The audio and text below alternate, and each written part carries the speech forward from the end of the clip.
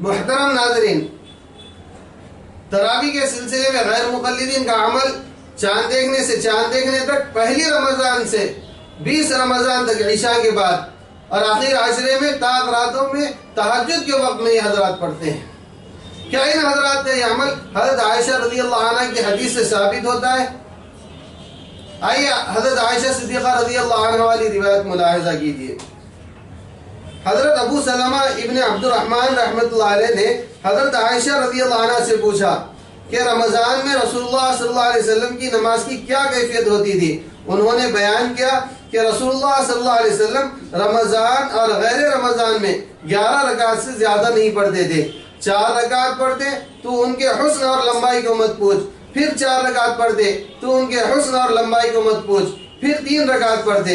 میں نے کہا یا رسول اللہ، آپ وتر پڑھنے سے پہلے سو جاتے ہیں؟ تو آپ صلی اللہ علیہ وسلم نے فرمایا میری آنکھیں سوتی ہیں لیکن میرا دل بیدار رہتا ہے۔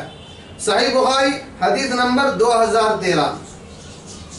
محترم حضرات، غور فرمائیے کہ حدیث میں پورے سال پڑھنے کا ذکر ہے اور یہ لوگ صرف رمضان میں پڑھتے ہیں۔ حدیث میں تنہا پڑھنے کا ذکر ہے، یہ لوگ جماعت کے ساتھ پڑھتے ہیں۔ حدیث میں گھر میں پڑھنے کا ذکر ہے، یہ لوگ مسجد میں پڑھتے ہیں۔ حدیث میں نماز وتر سے پہلے سونے کا ذکر ہے، یہ لوگ بغیر سوئے نماز وتر پڑھتے ہیں۔ حدیث میں 4 رکعت پڑھنے کا ذکر ہے، یہ لوگ 2 رکعت پڑھتے ہیں۔ یہاں یہ بات بھی غور فرما لیں کہ یہ 4 رکعت ایک ہی سلام کے ساتھ ہے۔ اس پر خود غیر مقلد علماء کی عبارت ملاحظہ فرمائیے۔ حکیم محمد صادق سیالکوٹی صاحب فرماتے ہیں کہ آپ صلی اللہ علیہ وسلم 8 رکعت تہجد 4 کی نیت سے 2 سلام میں پڑھتے تھے اور پھر 3 وتر۔ صلاۃ الرسول صفحہ نمبر 123۔ غیر مقلد عالم عبد الرحمن مبارک پوری لکھتے ہیں یصلی 4 یحتمل انها متصلات وهو الظاہر۔ آپ صلی اللہ علیہ وسلم 4 رکعت پڑھتے جس کے ظاہری معنی یہی ہے کہ وہ ملی ہوئی ہوتی۔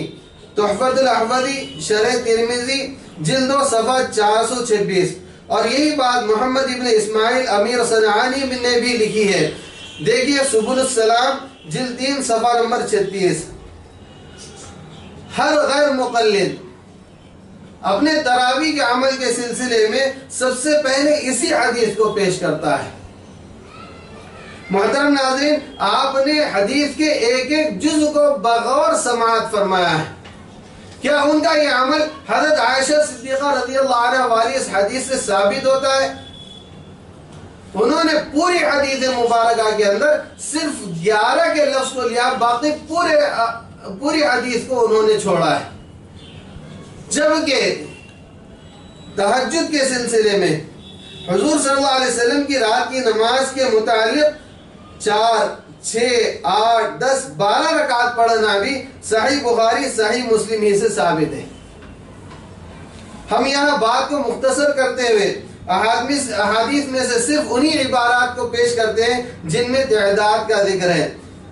دیکھیے صحیح مسلم حدیث نمبر 1799 میں ہے کہ حضرت عبداللہ ابن عباس رضی اللہ عنہ ایک رات رسول اللہ صلی اللہ علیہ وسلم کے پاس آرام کیے، پھر انہوں نے رات کی نماز کو ذکر کرتے ہوئے فرمایا غرض اسی طرح 3 بار کیے اور 6 رکعت پڑھی۔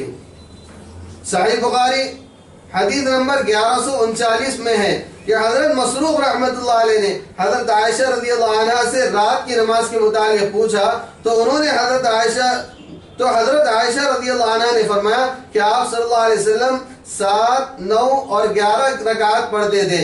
محترم ناظرین، 7، 9 اور 11 رکعت میں 4، 6، 8 تہجد اور 3 وتر ہیں۔ 7 میں سے 3 وتر کو الگ کر لیں تو 4 رکعت رہیں گی، 9 میں سے 3 وتر کو الگ کر لیں تو 6 رکعت رہیں گی، 11 میں سے 3 وتر کو الگ کر لیں تو 8 رکعت ہوتی ہیں۔ صحیح مسلم حدیث نمبر 1727 میں ہے کہ قاسم بن محمد رحمت اللہ علیہ نے کہا کہ میں نے مسلمانوں کی ماں حضرت عائشہ رضی اللہ عنہ سے سنا کہ رسول اللہ صلی اللہ علیہ وسلم رات کی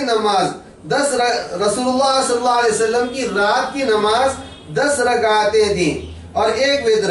اس روایت میں تہجد کو 10 رکعت شمار کیا گیا ہے۔ صحیح بخاری حدیث نمبر 4570 4571 میں ہے کہ حضرت عبداللہ ابن عباس رضی اللہ عنہ نے بیان کیا کہ میں ایک رات اپنی خالہ حضرت میمونہ رضی اللہ عنہ کے یہاں سو گیا. ارادہ یہ تھا کہ آج رسول اللہ صلی اللہ علیہ وسلم کی نماز دیکھوں. پھر انہوں نے کہا کہ آپ صلی اللہ علیہ وسلم نے 2 رکعت تہجد کی نماز پڑھی، پھر 2 رکعت پڑھی، پھر 2 رکعت پڑھی، پھر 2 رکعت پڑھی، پھر 2 رکعت پڑھی، پھر 2 رکعت پڑھی، پھر وتر کی نماز پڑھی. محترم سامعین، اس حدیث مبارکہ کے اندر 12 رکعت تہجد کی اور نماز وتر کا ذکر ہے. صحیح مسلم حدیث نمبر 1803